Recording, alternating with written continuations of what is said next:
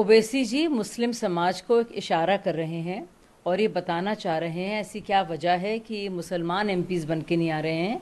और जैसे कि उनका एक ही एमपी था, वो जीता नहीं, इम्तियाज़ अली। तो अब एक तरफ तो वो कह रहे हैं कि मुसलमानों को सोचना चाहिए, दूसरी तरफ ये वही ओवैसी हैं जो लगातार नकारात्मक राजनीति कर रहे हैं और मुसलमानों को एक सीमित दायरे में बंद करते हैं। ये जो पार्टियां अपने को मुसलमान परस्त कहती हैं, और मैं सिर्फ ओवैसी की बात नहीं कर रही हूँ, वो मुसलमानों को लेकर उनकी इतनी नकारात्मक सोच है कि मुसलमान वाकई में एक वोट बैंक है। मतलब एनी टाइम वोट, ATV नाम होना चाहिए, एनी टाइम वोट के लिए वो तैयार है।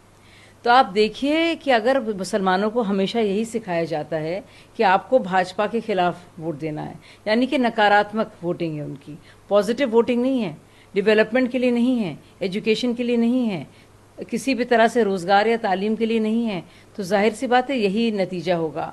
और ये ओवैसी जैसे लोगों के वजह से और इन सब झूठी सेक्युलर पार्टीज़ जैसे कि कांग्रेस और RJD और आम आदमी पार्टी और सपा के चलते ही है कि मुसलमानों का प्रतिनिधित्व कम है, उनकी नुमाइंदगी कम है। वो इसकी वजह ही यही है कि उनको सिर्फ एक नेगेटिव राजनीति में बिल्कुल मुलव्विस करके रखा गया है, उसी में है वो हैं, और वो अपने लिए नहीं सोच पा रहे हैं, बल्कि उनका काम बस हो गया है भाजपा को हराओ, अपनों को जिताओ नहीं, भाजपा को हराओ, उसका यही असर है।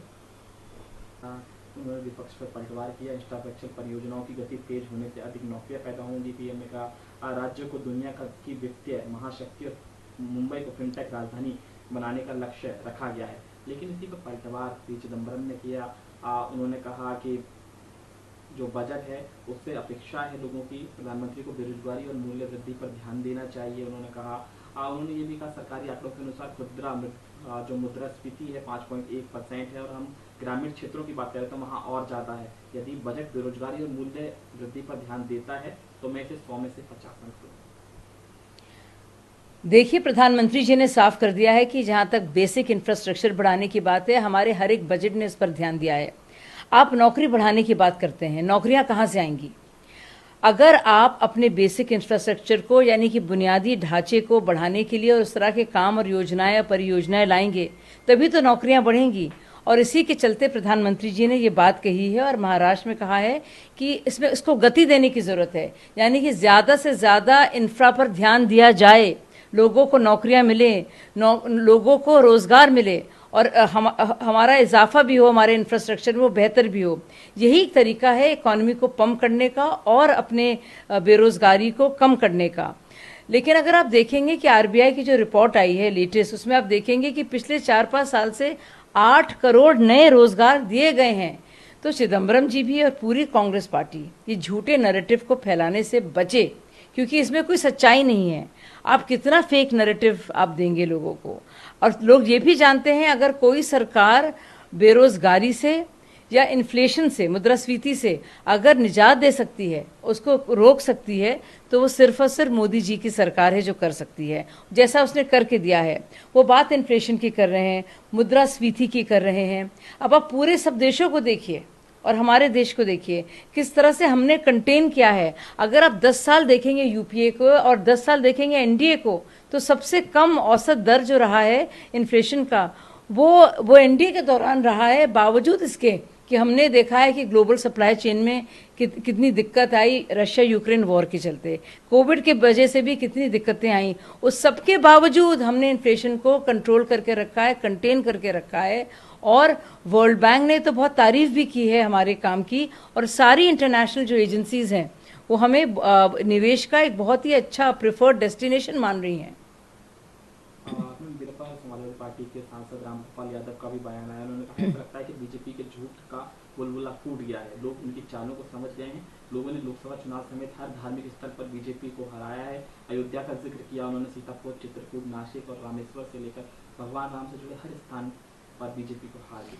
देखिए, जहां हम हारे हैं और हमने जनता का जनादेश स्वीकार किया है। हमने ना तो झूठ बोला, ना कोई लाग लपेट की, ना किसी EVM को गलत कहा, ना EC को गलत कहा, ना किसी भी संवैधानिक संस्थान के बारे में बुरा भला कहा।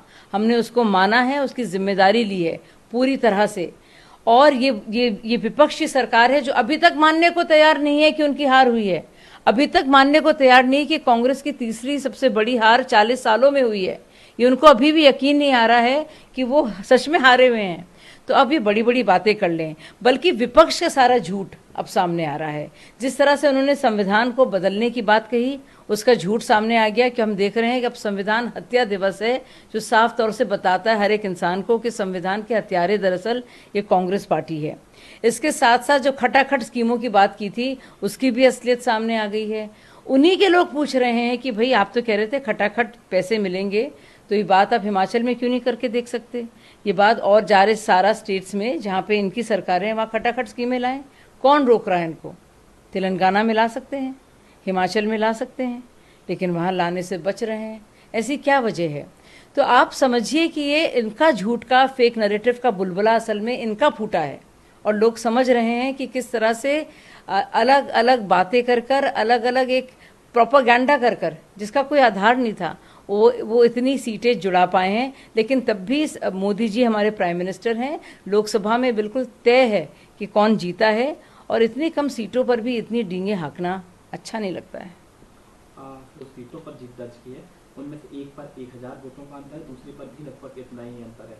मैं प्रत्येक हाल में प्रत्येक व्यक्ति ही हाल मैं कांग्रेस का था। मैं मध्य प्रदेश की बात कर रहा हूँ। ये बात लोकसभा में भी साफ थी, लेकिन पीएम मोदी का दिल मानने को तैयार नहीं है। मैं बस यही कहना चाहता हूँ कि अब आपसे शासन समावेशी और जनहित के मुद्दों पर बात हो। सबसे बड़ा मुद्दा बेरोजगारी है।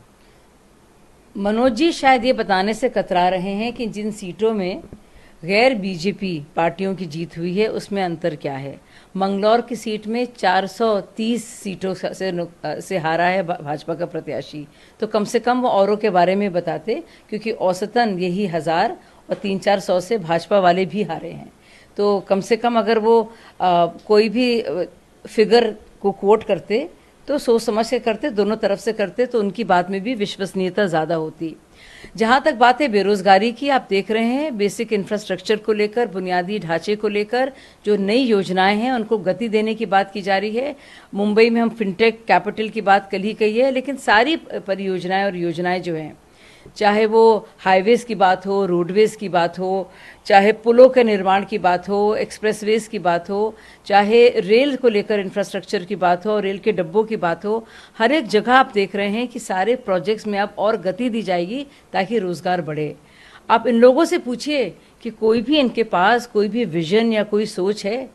ये तो बड़ा आसान है कह देना मोदी जी नहीं कर रहे हैं, नहीं कर रहे हैं। आप क्या करेंगे? एक भी सकारात्मक आइडिया या इनके मन में कभी आया है या इन लोगों तक कभी पहुंचा है इनके द्वारा, जिसके तहत वो अपना विजन, अपना रोड मैप तरक्की के लिए, विकास के लिए, नौकरियों के लिए दे सकें? बड़ा आसान है कह देना कि ये नहीं है, लेकिन सुझाना कि क्या हो सकता है ये मुश्किल है।